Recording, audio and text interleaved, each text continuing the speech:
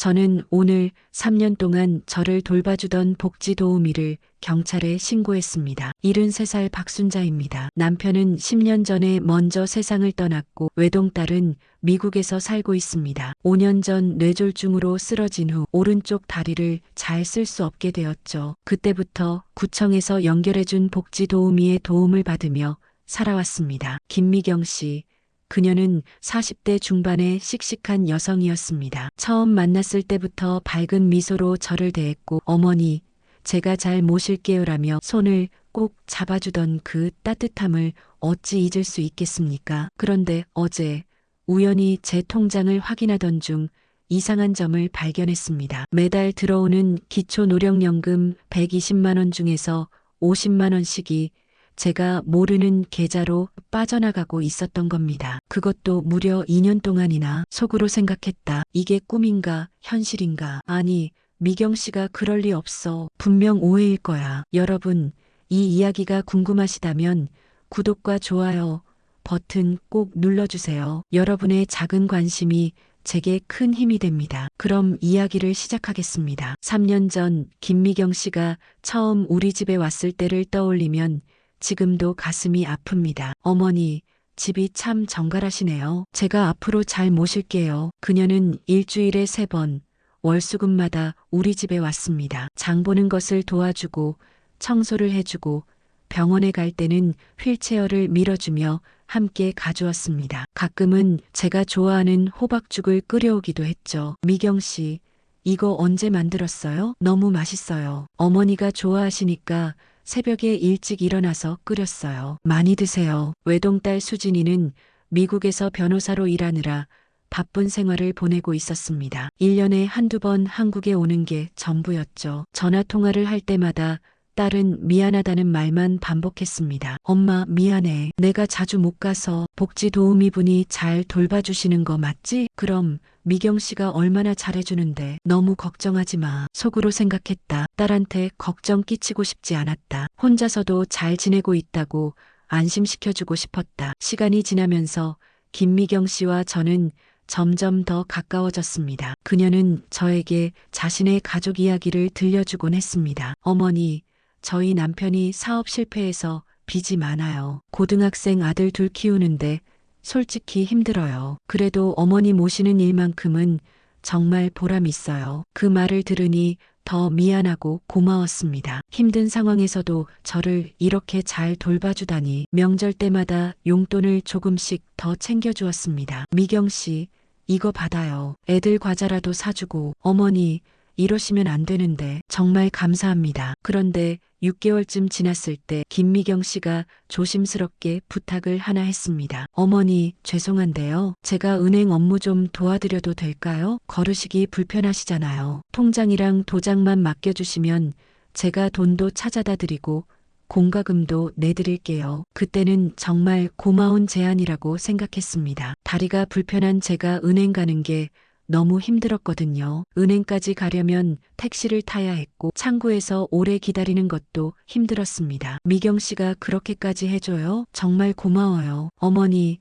그런 말씀 마세요. 제가 당연히 해드려야죠. 속으로 생각했다. 참 좋은 사람을 만났구나. 하늘이 도운 거야. 그날부터 저는 김미경 씨에게 통장과 도장을 맡겼습니다. 그녀는 매달 연금이 들어오면 찾아다 주었고 전기세, 수도세, 가스비를 대신 내주었습니다. 저는 그저 집에서 편하게 돈을 받기만 하면 되었죠. 어머니, 이번 달 연금 들어왔어요. 여기 70만 원이요. 고마워요, 미경 씨. 당신이 없었으면 어쩔 뻔했어요. 그렇게 2년이 흘렀습니다. 저는 김미경 씨를 완전히 믿고 있었습니다. 아니, 믿는 정도가 아니라 가족처럼 여기고 있었죠. 변화는 아주 작은 것에서 시작되었습니다. 어느 날 저녁 TV를 보다가 뉴스가 나왔습니다. 독거노인을 돌보던 요양보호사가 노인의 돈을 횡령한 사건이었습니다. 화면에는 울먹이는 노인의 모습이 나왔고 기자는 독거노인을 대상으로 한 금융범죄가 늘고 있다고 말했습니다. 속으로 생각했다. 세상에 이런 나쁜 사람들도 있구나. 하지만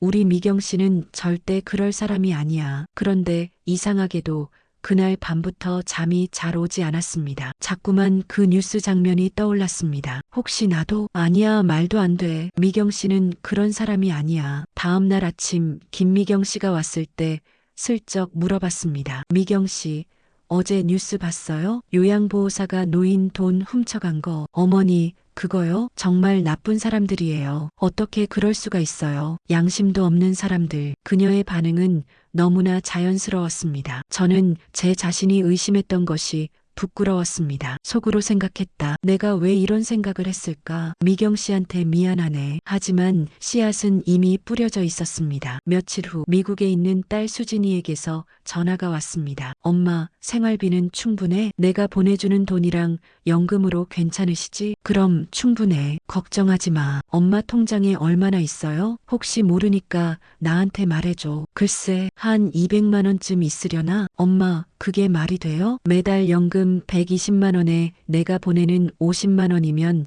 170만 원인데 거기서 생활비 쓰셔도 매달 50만 원은 모이잖아요. 2년이면 최소 1000만 원은 있어야 정상이에요. 전화를 끊고 나서 가슴이 두근거리기 시작했습니다. 딸 말이 맞았습니다. 저는 검소하게 살았습니다. 밥은 집에서 해먹고 옷도 거의 사지 않았습니다. 그런데 왜 통장에 돈이 200만 원밖에 없는 걸까요? 속으로 생각했다. 아니야, 분명 내가 계산을 잘못했을 거야. 병원비도 들어갔고 약값도 나갔고. 하지만 아무리 생각해도 이상했습니다. 그날 밤 저는 방에 보관해둔 서류 상자를 꺼냈습니다. 그 안에는 통장과 각종 서류들이 들어있었습니다. 김미경 씨가 은행 업무를 대신해준다고 해도 통장은 제가 직접 보관하고 있었거든요. 통장을 펼쳤습니다. 안경을 쓰고 한 줄 한 줄 천천히 살펴봤습니다. 입금 120만 원 기초노령연금, 입금 50만 원 수진 송금, 출금 50만 원 계좌이체, 출금 20만 원 현금 인출, 출금 30만 원 계좌이체. 매달 반복되는 패턴이었습니다. 그런데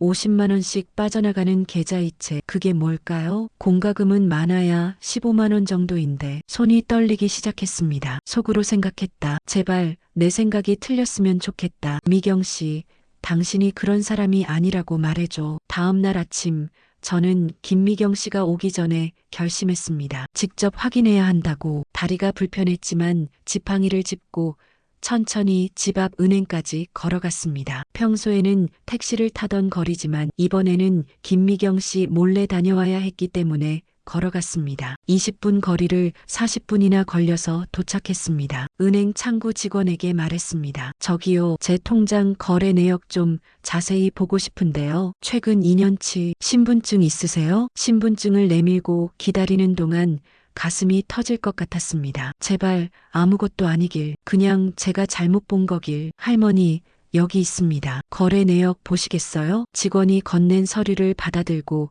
한 줄 한 줄 읽어 내려갔습니다. 그리고 충격적인 사실을 발견했습니다. 매달 50만 원씩 김미경 명의의 계좌로 이체되고 있었습니다. 2년 동안 총 1200만 원. 이게 뭐죠? 계좌이체 내역이신데요. 할머니께서 직접 하신 거 아니세요? 아니요. 저는 이런 거 한 적 없어요. 속으로 생각했다. 이럴 수가. 정말 그랬던 거야. 미경 씨가, 내가 그렇게 믿었던 미경 씨가. 은행 직원은 당황한 표정으로 말했습니다. 할머니, 혹시 이체 비밀번호를 다른 분께 알려주신 적 있으세요? 네, 복지 도우미한테. 아, 그럼 그분이 할머니 모르게 이체하신 것 같은데요. 이건 금융사기일 수 있어요. 경찰에 신고하시는 게 좋을 것 같아요. 정신이 하나도 없었습니다. 은행에서 나와 벤치에 주저앉았습니다. 다리에 힘이 하나도 들어가지 않았습니다. 3년 동안 저를 돌봐주던 사람, 제가 가족처럼 믿었던 사람, 명절 때마다 용돈 챙겨주고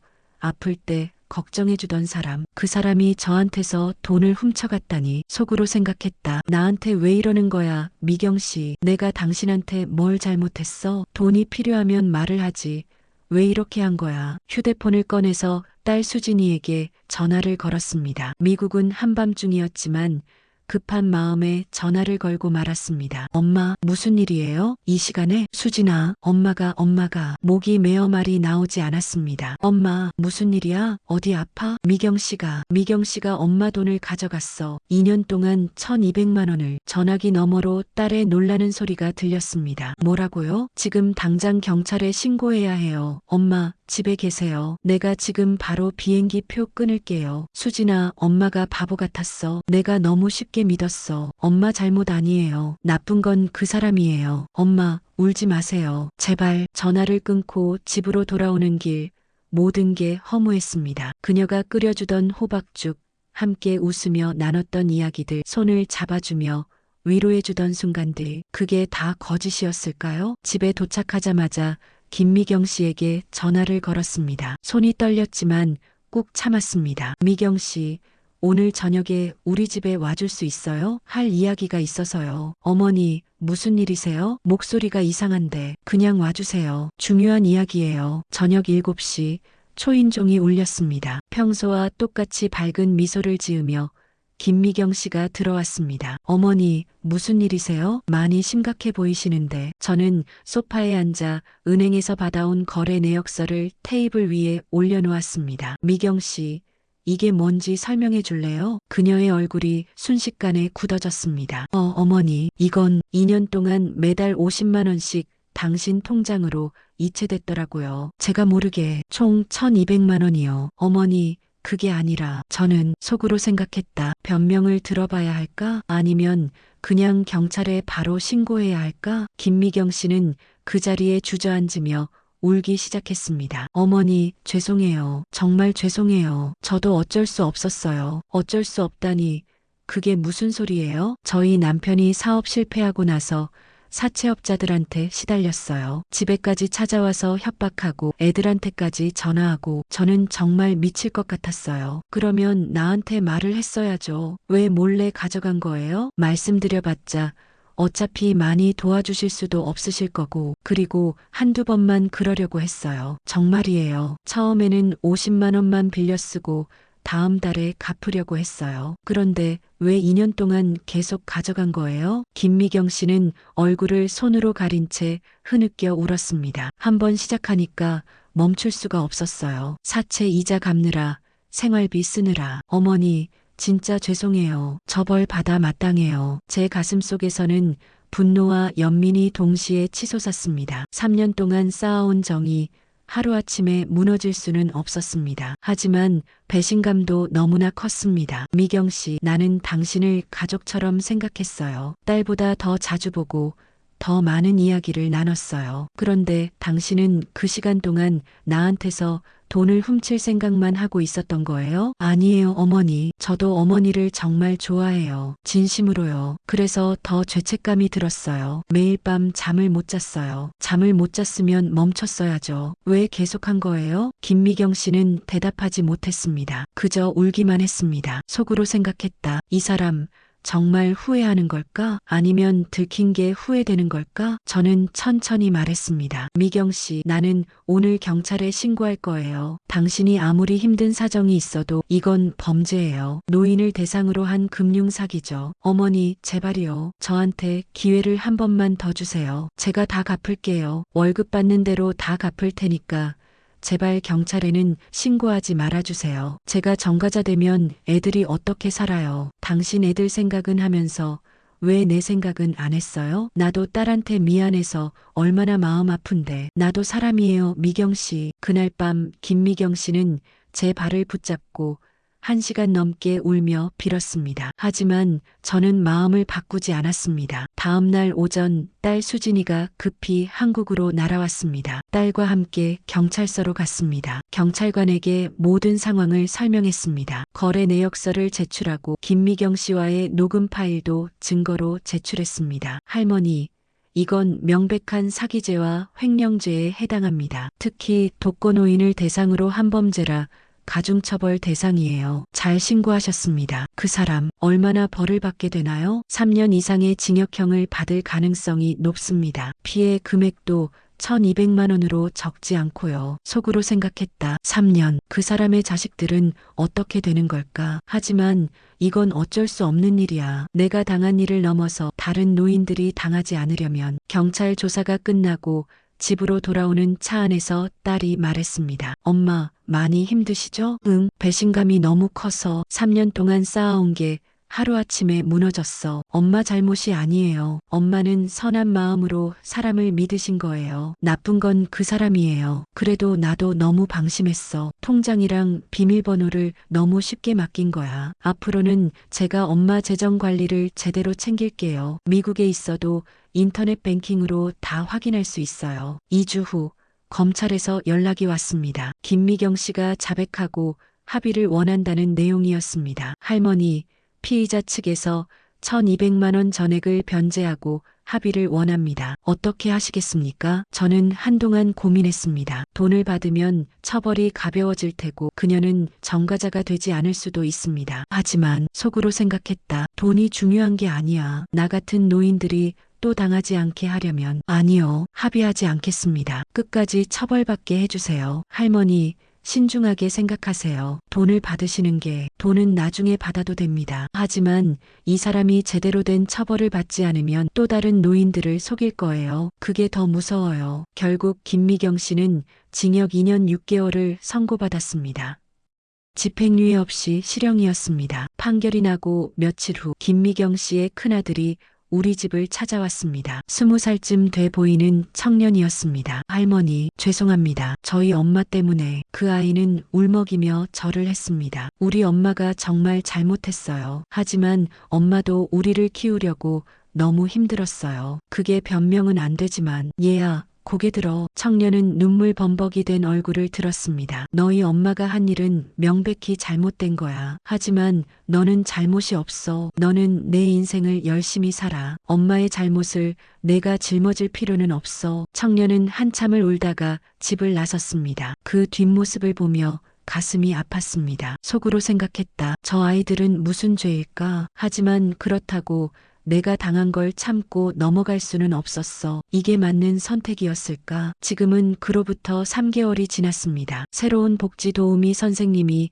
저를 돌봐주고 계십니다. 이번에는 딸이 철저하게 알아보고 구청에서도 신원 확인을 여러 번 한 분입니다. 하지만 예전처럼 편하게 마음을 열지는 못합니다. 새 선생님이 친절하게 대해주셔도 마음 한편에는 항상 경계심이 남아 있습니다. 통장과 도장은 절대 맡기지 않습니다. 속으로 생각한다. 사람을 믿는다는 게 이렇게 어려운 일이었나? 한번 깨진 신뢰는 다시 회복하기 힘들구나. 어제는 구청에서 연락이 왔습니다. 제 사건 이후로 독거노인 금융사기 예방 교육을 강화했다고 합니다. 그리고 복지 도우미들에 대한 관리 감독도 철저히 하겠다고 했습니다. 할머니 덕분에 제도가 많이 개선됐습니다. 감사합니다. 감사하다는 말을 들으니 조금은 위안이 되었습니다. 제가 당한 일이 헛되지 않았다는 생각이 들었으니까요. 여러분께 꼭 드리고 싶은 말씀이 있습니다. 혼자 사시는 어르신들 그리고 멀리 계신 부모님이 걱정되는 자녀분들께 부탁드립니다. 첫째,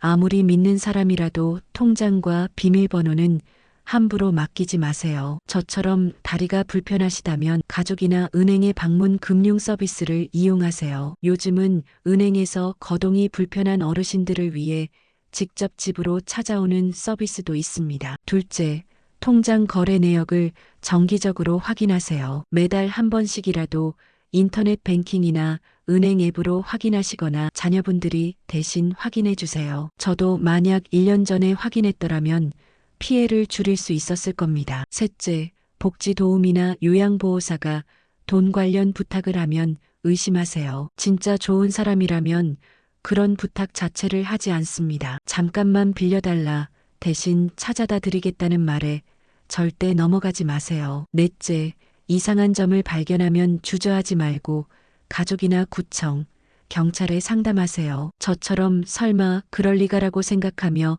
넘어가면 피해는 계속 커집니다. 다섯째, 자녀분들은 부모님의 재정 상태를 정기적으로 확인해 주세요. 바쁘시더라도 한 달에 한 번 전화로라도 엄마, 통장에 돈 얼마나 있어요? 라고 물어봐 주세요. 그 한마디가 부모님을 지킬 수 있습니다. 저는 1200만 원을 잃었습니다. 하지만 더 큰 건 사람에 대한 믿음을 잃었다는 겁니다. 73년을 살면서 사람을 의심하는 법을 배웠다는 게 너무 슬픕니다. 하지만 포기하지 않으려고 합니다. 세상에는 나쁜 사람만 있는 게 아니니까요. 새로운 복지 도우미 선생님은 정말 성실하게 일해주시고 딸은 전보다 더 자주 연락하고 동네 이웃들도 안부를 물어봐 주십니다. 속으로 생각한다. 한 사람의 배신이 세상 전부를 바꾸지는 않아. 나는 다시 일어설 거야. 천천히 조금씩. 여러분, 긴 이야기 끝까지 들어주셔서 감사합니다. 제 이야기가 누군가에게는 경고가 되고 누군가에게는 위로가 되었으면 좋겠습니다. 혼자 사시는 어르신들 부디 조심하세요. 그리고 멀리 계신 부모님이 걱정되는 자녀분들 오늘 당장 전화 한 통 해보세요. 엄마, 아빠, 요즘 어떻게 지내세요? 통장은 잘 관리하고 계세요? 그 한마디가 부모님을 지킬 수 있습니다. 이 영상이 도움이 되셨다면 구독과 좋아요 그리고 주변 어르신들과 꼭 공유해 주세요. 여러분의 작은 관심이 누군가의 노후를 지킬 수 있습니다. 다음에 또 좋은 이야기로 찾아뵙겠습니다. 건강하세요, 여러분.